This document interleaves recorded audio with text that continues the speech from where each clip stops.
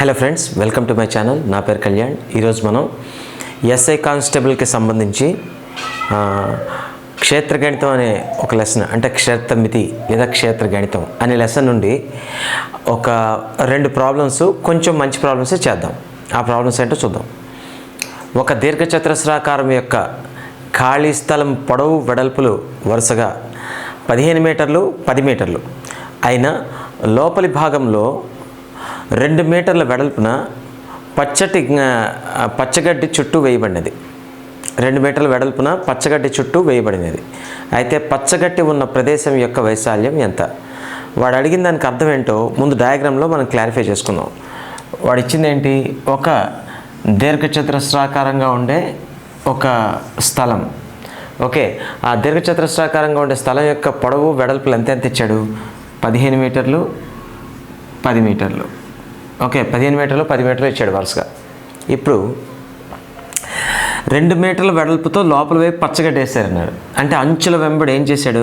ఇక ఇలా 2 మీటర్ల వెడల్పు, ఇలా 2 మీటర్ల వెడల్పు, ఇలా 2 మీటర్ల వెడల్పు, ఇలా 2 మీటర్ల వెడల్పు. దీనితో ఏం చేశాడంటే పచ్చగడ్డి లాన్ లాంటిది వేశారు. అంతే కదా, పచ్చగడ్డి వేశారు. ఇది లాన్ లాగా వేశారు. అంటే ఏ విధంగా వేశారు? ఈ ఈ ఈ 2 మీటర్ల వెడల్పుతో చుట్టూ అంతా పచ్చగడ్డి వేయడం జరిగింది. ఈ పచ్చగడ్డి ఆక్రమించే ప్రదేశం యొక్క వైశాల్యం అంతా అని అడిగాడు. పచ్చగడ్డి ఆక్రమించే ప్రదేశం యొక్క వైశాల్యం అంటే ఏంటి?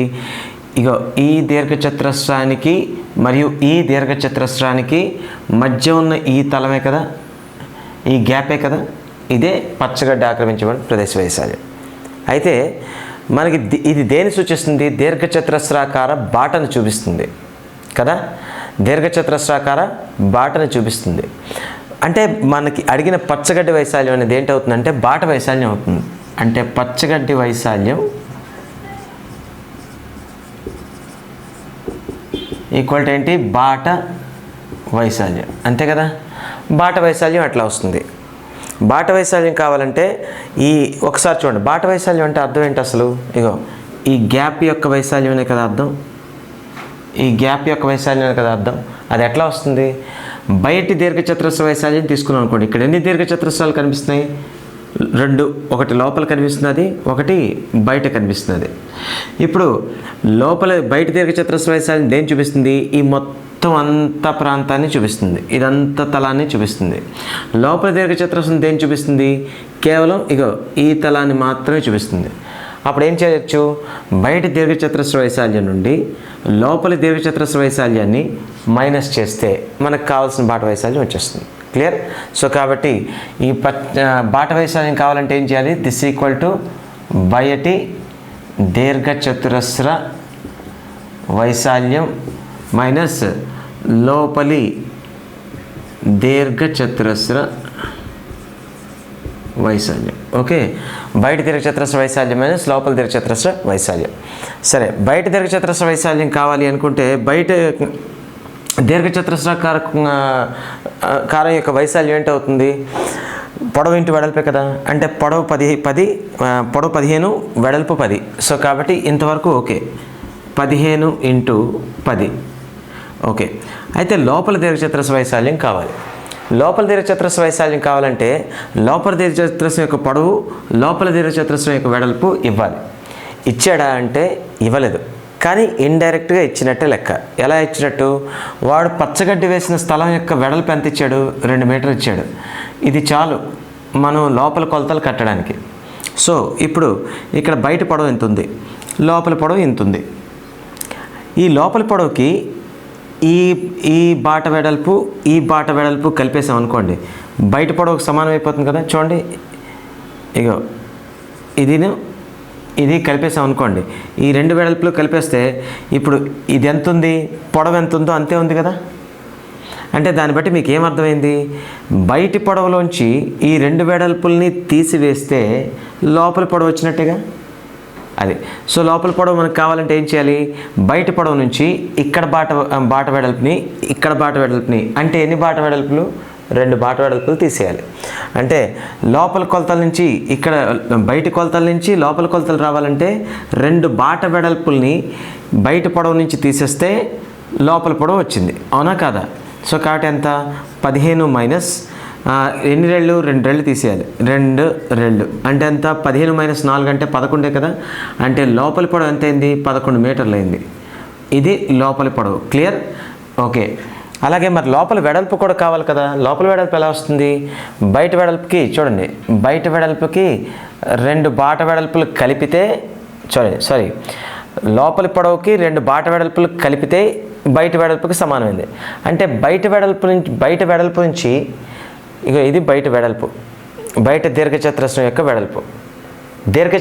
వెడల్పు ఇది ఓకే ఈ దీర్ఘచతురస్రం యొక్క వెడల్పు నుంచి 2 బాట వెడల్పులు తీస్తాం ఒక్కొక్కటి ఎంత 2 ఓకే అప్పుడు తీసేస్తే మనకి లోపల బాట వెడల్పు వచ్చిందా లేదా అంటే బయట బాట వెడల్పు ఎంత ఉంది 10లోంచి 2 రెళ్ళు మళ్ళీ తీస్తాం అంటే ఎంత 10లోంచి 4 తీస్తే 6 అంటే ఇక్కడ లోపల కొలతలు ఎంత వచ్చింది 6 మీటర్లు 11 మీటర్లు వచ్చాయి ఇక్కడ అంటే దీని యొక్క వైశాల్యం ఎంత అవ్వాలి 11 × 6 కదా ఎందుకు దీర్ఘచతురస్ర వైశాల్యం పొడవు ఇంటూ వెడల్పు కాబట్టి సో 15 10 150 11 6 66 150లోంచి ఒకవేళ 60 తీసారనుకోండి 60 తీస్తే ఎంత 90 90లోంచి 6 తీసేయండి 90లోంచి 6 తీస్తే ఎంత 84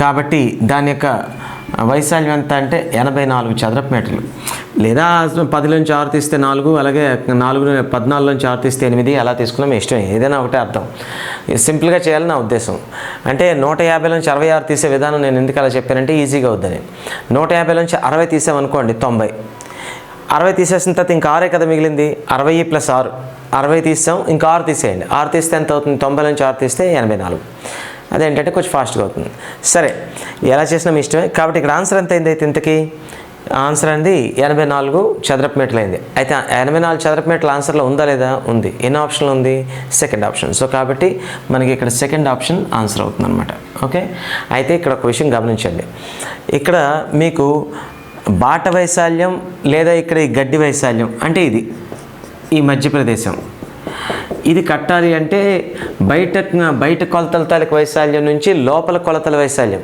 ఇది దీర్ఘచతురస్రానికే ఉండాల్సిన అవసరం లేదు చతురస్రాకార బాటలు కూడా ఉండొచ్చు అదే స్థలం చతురస్రాకారంలో ఉందని కూడా ఇవ్వచ్చు కదా ఇవ్వచ్చు అయితే ఇప్పుడు మనకి ఇది ఏ ఆకారంలో చతురస్రాకారమైన కావచ్చు దీర్ఘచతురస్రాకారమైన కావచ్చు బాట వైశాల్యం కట్టమనేటప్పుడు బయట కొలతల వైశాల్యం నుంచి లోపల కొలతల వైశాల్యాన్ని తీసివేయాలి అనే సంగతి అందరికీ తెలిసిందే దానిలో ఎవరు చెప్పవలసిన అవసరం లేదు అయితే బయట వైశాల్యం కావాలంటే బయట కొలతలు ఉండాలి లోపలి వైశాల్యం కావాలంటే లోపలి కొలతలు ఉండాలి ఓకే 2 కొలతలు ఇస్తాడంటే ఇవ్వడు ఈ లెక్కలో ఉండే చిన్న పాయింట్ ఏంటంటే అంతే కాబట్టి ఇక్కడ బయట కొలతలు ఇచ్చి లోపల కొలతలు కనుక్కోమన్నప్పుడు ఏం చేస్తాం బయట పొడవు నుంచి 2 బాట వెడల్పులు తీస్తే లోపల పొడవు బయట వెడల్పు నుంచి 2 బాట వెడల్పులు తీస్తే లోపల వెడల్పు వస్తుంది అంటే దాని అర్థం ఏంటి బయట కొలతల నుంచి 2 బాట వెడల్పులు లేదా బాట వెడల్పు యొక్క రెట్టింపు మైనస్ చేస్తే లోపల కొలతలు వస్తున్నాయి లోపల పొడవు లోపల వెడల్పు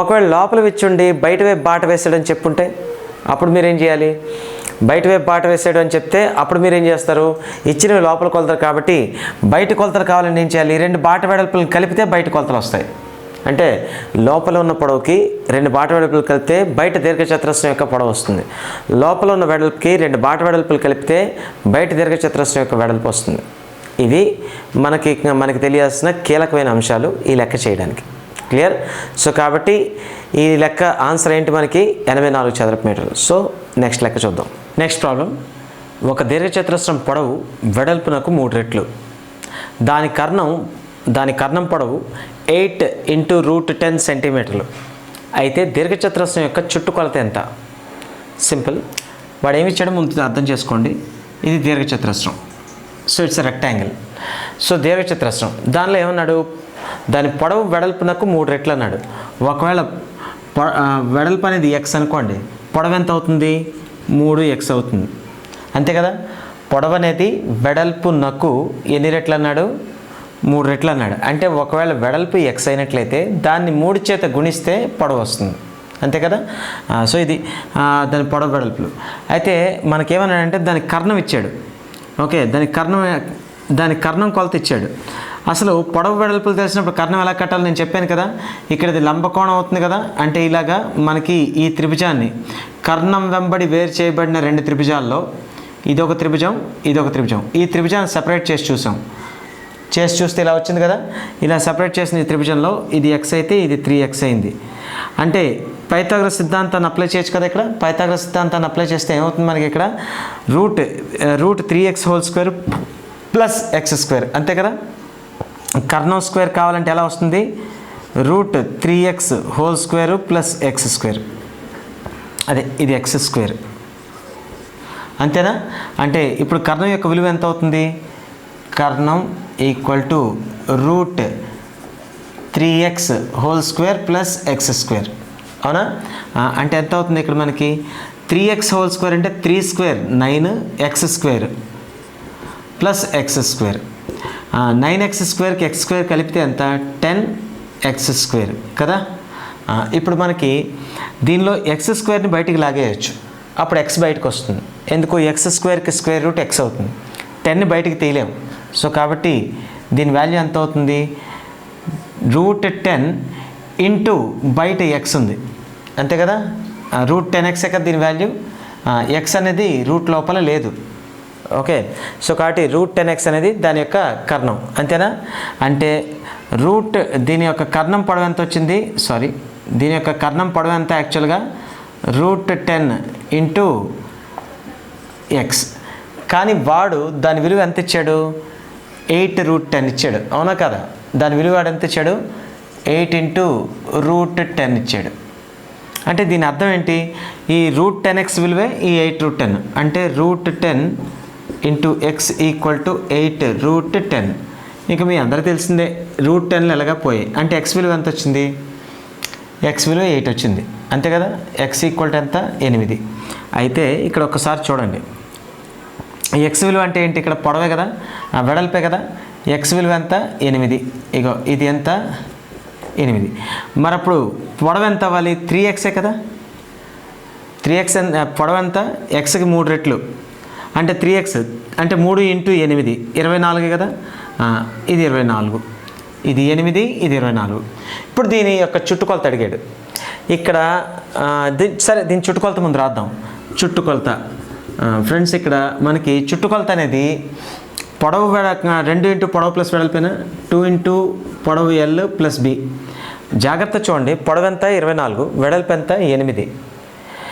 సరే దీన్ని ఈ L ప్లేస్లో 24ని B ప్లేస్లో 8ని పెట్టారనుకోండి. ఓకే, ఈ B ప్లేస్లో 8ని పెడితే దీన్ని సింప్లిఫై చేస్తే ఏవైనా రానివ్వండి, రూట్లు అయితే రావు కదా. జాగ్రత్త చూడండి, ఇక్కడ ఆప్షన్స్ ఏంటేంటి ఇచ్చాడు, ఏ వాల్యూ, ఓకే 15√10, అలాగే B వాల్యూ ఎంత ఇచ్చాను నేను 24√10, అలాగే C వాల్యూ ఎంత ఇచ్చాను నేను B వాల్యూ ఎంత 16√10, అలాగే 24√10 C వాల్యూ, అలాగే D వాల్యూ మనకి ఎంత ఉంది 64, అంటే అన్ని సెంటీమీటర్లు అండి. ఇలా ఇచ్చాడు, అంతే కదా. జాగ్రత్తగా ఆలోచించండి, లెక్క చేయాల్సిన అవసరం ఇక్కడ లేదు అసలు. ఇంకా ఎందుకు లేదు, L ప్లేస్ అంటే దీని చుట్టుకొలత ఎంత అవుతుంది, దీర్ఘచతురస్రాకారం చుట్టుకొలత 2 ఇంటూ పొడవు ప్లస్ వెడల్పు. అంటే మీరు ఆ పొడవు ప్లేస్లో 24ని, వెడల్పు ప్లేస్లో 8ని పెట్టుకోవచ్చు. ఆన్సర్ ఏమైనా రానివ్వండి. ఇక్కడ రూట్ 10 అనేది ఎక్కడైనా మిగులుతుందా, స్క్వేర్ రూట్లో ఏదైనా మిగులుతుందా, రాదు కదా. వచ్చేది ఖచ్చితంగా అకర్ణీయ సంఖ్య వస్తుందా లేదా, అంటే రూట్లు ఉండవు ఆన్సర్లో. జాగ్రత్త చూడండి, ఇక్కడ 3 ఆప్షన్లో రూట్లు ఇచ్చాడు, 15√10, 16√10, 24√10. ఇక్కడేమో చూస్తే 2 ఇంటూ 24 ప్లస్ 8 అని ఇచ్చాం. 2 ఇంటూ 24 ప్లస్ 8లో ఏ వాల్యూ అయినా రావచ్చు, కానీ స్క్వేర్ రూట్లు అయితే రావు కదా. అంటే దాని అర్థం ఏంటి, ఈ ఆప్షన్ అవ్వదు, ఈ ఆప్షన్ అవ్వదు, ఈ ఆప్షన్ అవ్వదు, ఇదే ఆన్సర్.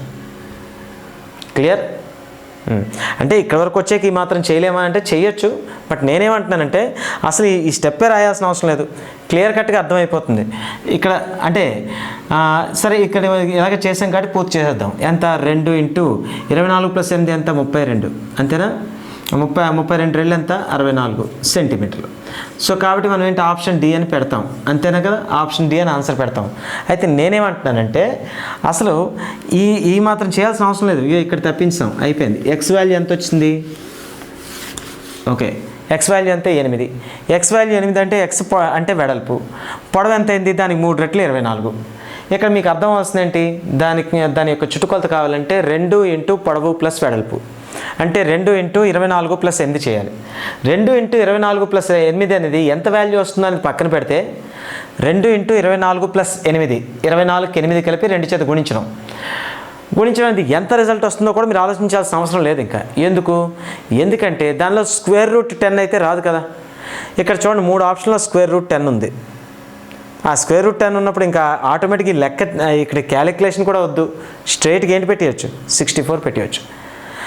అలా కాకుండా రెండిట్లో రూట్లు ఇట్ని ఇవ్వలేదు అన్నాడు అంటే అప్పుడు ఏం చేస్తారు, చేసిన పెద్ద క్యాలిక్యులేషన్ ఏం కాదు కదా. అప్పుడు ఏంటైంది, 24కి 8 కలిపితే 32, 32 ఇంటూ 2 24, 32 2 64, 32 ఇంటూ 2 64. అంటే లెక్క ఇదివరకు చేశాను కదా, అలా చేసేయచ్చు. ఓకే, ఎప్పుడు ఆప్షన్స్ ఇలాగే ఇవ్వకపోతే, ఆప్షన్స్ ఇక్కడ ఫేవర్గానే ఉన్నాయి కదా, ఫేవర్గా ఉన్నాయి కాబట్టి ఏంటి, 24 8 అనేది పొడవు వెడల్పు అయినప్పుడు చుట్టుకొలతకి రూట్ 10 అనేది రాదు, అసలు స్క్వేర్ రూటే రాదు. కాబట్టి స్క్వేర్ రూట్లు అన్నిటికీ ఉన్నాయి కాబట్టి స్క్వేర్ రూట్ లేనిదే ఆప్షన్, ఫినిష్. అర్థమైందా లేదా? అంటే ఇచ్చిన సందర్భాన్ని బట్టి లెక్క చేయకుండా ఆన్సర్ పెట్టేయండి. ఇక్కడ మీ తెలివితేటలు ప్రూవ్ చేసుకోవడం ఇంపార్టెంట్ కాదు కదా. ఇక్కడ ఇంపార్టెంట్ ఏంటి, వీలైనన్ని సెకండ్లు మిగిల్చుకోవడం. 2-3 సెకండ్లు మిగిలిన మనకి హ్యాపీయే కదా. సో ఇక్కడ చేయాల్సిన అవసరం లేకుండా పెట్టేయండి. ఒకవేళ మీ డౌట్ ఏంటి, రెండిట్లో కనుక స్క్వేర్ రూట్ లేకుండా 2 ఇస్తే ఏం చేస్తాం, అదేం పెద్ద క్యాలిక్యులేషన్ ఏం కాదు కదా, అలాగైనా చేసేయచ్చు. అంటే క్యాలిక్యులేషన్ చేయాలి. అర్థమైందా లేదా? సో కాబట్టి ఇలా మీరు క్వశ్చన్ని బట్టి వాటికి ఇచ్చిన ఆప్షన్స్ని బట్టి అప్రోచ్ అవ్వడం వల్ల కనీసం కొన్ని క్వశ్చన్ల దగ్గర 5 సెకండ్లు మిగలొచ్చు, కొన్ని క్వశ్చన్ల దగ్గర 10 సెకండ్లు మిగలొచ్చు. అలా టైం అనేది క్వశ్చన్ బట్టి మిగిలే అవకాశం ఉంటుంది. సరేనా? సో కాబట్టి మీ అందరికీ అర్థమైంది అనుకుంటున్నాను. ఇంకా రాబోయే వీడియోలో ఇంకో 2 మంచి ప్రాబ్లమ్స్తో మళ్ళీ కలుద్దాం. అలాగే ఇవే చాప్టర్స్ కాదు, ఎస్ఐ కానిస్టేబుల్ సంబంధించి ప్రతి ఒక్క చాప్టర్ నుంచి చాలా వరకు క్వశ్చన్స్ అన్నిటినీ మీకు ప్రీవియస్ ప్యాటర్న్స్లో మేము పెట్టాలని మేము అనుకుంటున్నాం. సో మీకు ఇంకా ఏమైనా డౌట్స్ ఉంటే కమెంట్స్లో పెట్టచ్చు. Thank you.